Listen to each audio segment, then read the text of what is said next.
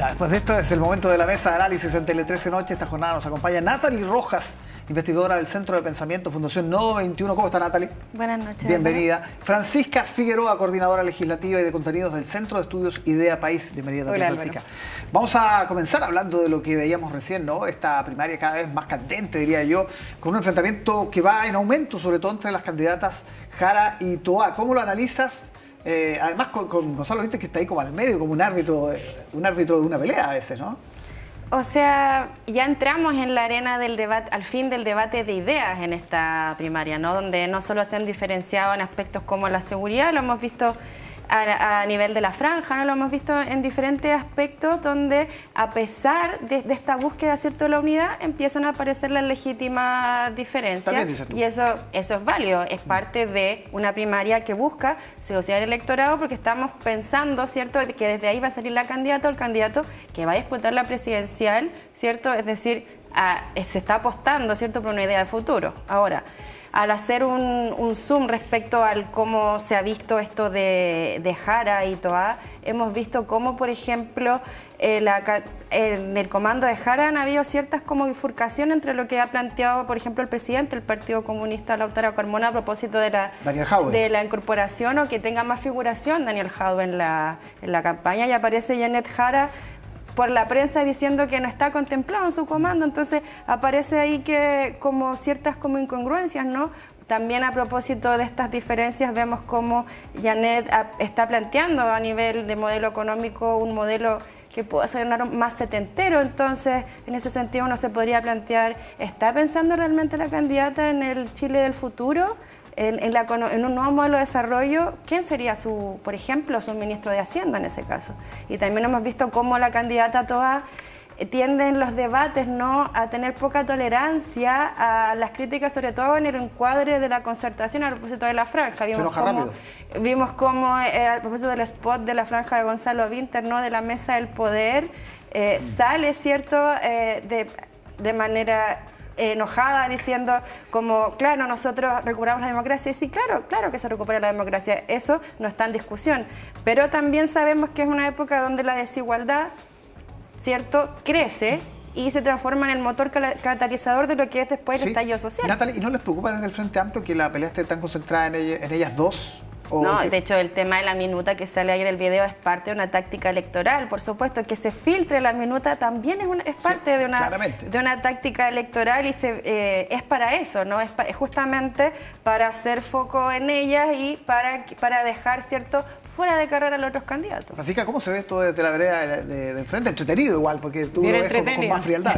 O sea, bueno, no, te diría que primero, para quienes siempre quisimos que hubiese una primaria entre la derecha, esto resulta como bastante esperanzador, de que qué bueno que no estuvimos en la primaria, porque en realidad cómo se han dado las cosas en esta primaria de la izquierda, queda la sensación de que un proyecto común es difícil al menos entre Carolina Toá y Janet Jara. ¿Tú dices qué pasa al día siguiente de la primaria? ¿Cómo se van a volver a, o sea, claro, reunir? el tipo de cosas que se han dicho, cómo se han enfrentado, pero también porque son proyectos políticos distintos que se están poniendo en entredicho.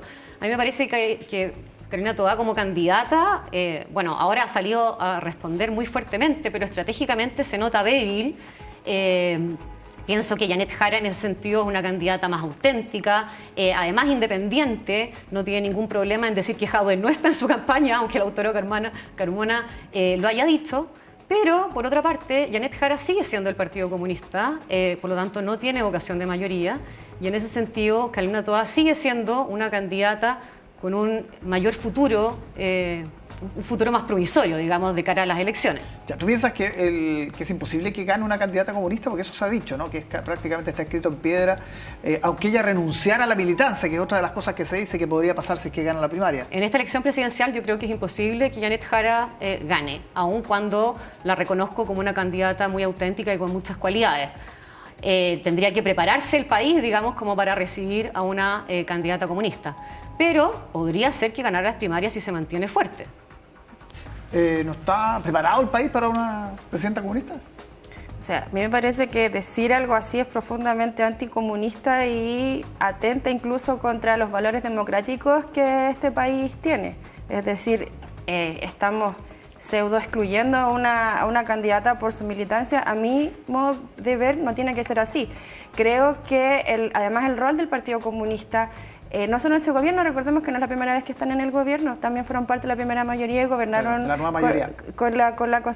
Junto a la exconcertación, claro. Entonces, y teniendo cuadros políticos de alta envergadura, como la actual senadora Pascual, ¿no? Entonces, a mí no me parece que Chile tenga que prepararse, todo lo contrario, creo que aquí se trata de un debate de ideas, va a ganar el candidato o la candidata que logre convocar más con su programa, con sus ideas a la primaria. Y eso es lo que tiene que ser en el fondo, y no podemos excluir a nadie, y eso de prepararse o no, aquí el Partido Comunista tiene una historia democrática en este país, es uno de los partidos que también se pone, ¿cierto?, a la hora de convocar al país para la recuperación de la democracia cuando estábamos en dictadura. Pero toda la mirada internacional que tiene el PC no es un lastre ahí, una mochila demasiado pesada, seguir defendiendo a Cuba, seguir defendiendo a Venezuela, Corea del Norte. Yo siempre he dicho, el día que el Partido Comunista se saque esa mochila va a crecer muchísimo, pero no quieren, no sé. Esas son decisiones tácticas y estratégicas de un partido en el cual los otros partidos, ¿cierto?, no tienen mayor injerencia. Ahora, ellos definirán, ¿cierto?, en sus congresos ideológicos cuál va a ser la táctica con la que van a seguir de aquí a unos años en política internacional, y ahí son decisiones estratégicas que van tomando y son discusiones bastante internas a propósito de sus alianzas internacionales. Fran, vuelvo a la derecha. Obviamente no da lo mismo si gana Toá que si gana Jara o gana Winter, ¿no? Evidentemente, por ejemplo, si gana Jara, se abre un espacio, me imagino, que están mirando con atención, sobre todo la gente de Matei, tan cuestionada en estos días, a propósito de que quedaría un espacio de centro, pese a que acá todos los analistas dicen van a surgir más candidatos, se habla de gente que podría llegar a tratar de cubrir ese nicho de centro. ¿Cómo lo ves desde ese punto de vista? A ver, yo pienso que si gana Janet Jara, en verdad se abre la posibilidad de que sean dos candidatos de derecha quienes pasen a segunda vuelta. Eso me parece. También me pareció, ahora que estaba viendo en el fondo los titulares, cómo en el fondo están hablando de seguridad candidatos de centro-izquierda. O sea, realmente se metieron en lo que es normalmente un programa de derecha, y tenemos a los candidatos de izquierda discutiendo sobre eso. Por lo tanto, pienso que la derecha está bastante tranquila, pienso que Kast también está haciendo las cosas bien, digamos. Matei ha tenido cambios, pero pienso que va a salir fortalecida. Por lo tanto, estamos bastante tranquilos con la situación. Ahora, Matei, digámoslo, hace 3 meses estaba en un solitario primer lugar, con muchos puntos de distancia. De acuerdo a las últimas encuestas que conocimos antes de la veda electoral, ya la había alcanzado Kast, incluso superándola.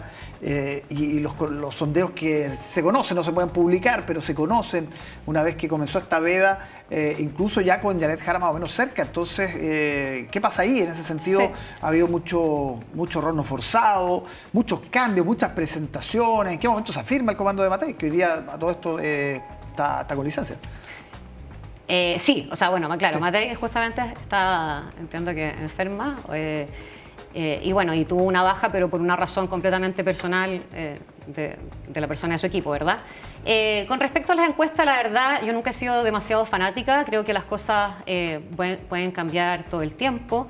Creo que, por ejemplo, en ese sentido, la estrategia de Kast de consolidar su proyecto sin atender a las encuestas es positivo. Yo pienso que las encuestas pueden cambiar de todas maneras, y también me parece natural que Evelyn Matei experimente cambios, ¿cierto? O sea, en el fondo, igual fue una candidata que hace un buen rato sabemos que viene, claro, tuvo que experimentar no solo un desgaste, sino que también van surgiendo distintas estrategias de los otros candidatos, y es normal que en ese sentido las encuestas se muevan. Tenemos un par de minutos para hablar de Orrego.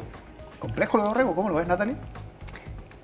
Por supuesto que es complejo, y sobre todo, pero yo voy a insistir en el punto de que es complejo para toda autoridad que se enfrente a un caso en donde se duda de la probidad. O sea, acá lo positivo de esto es que vimos que la Contraloría identifica, ¿cierto?, que hay una irregularidad, la Fiscalía inicia una investigación, y más allá de que se pueda valorar su disposición a la investigación, acá lo que tiene que primar es lo que diga la justicia conforme al derecho, y aquí los grandes perdedores, ¿cierto?, es la ciudadanía chilena y la política en general. ¿Te parece grave lo del coaching, por ejemplo?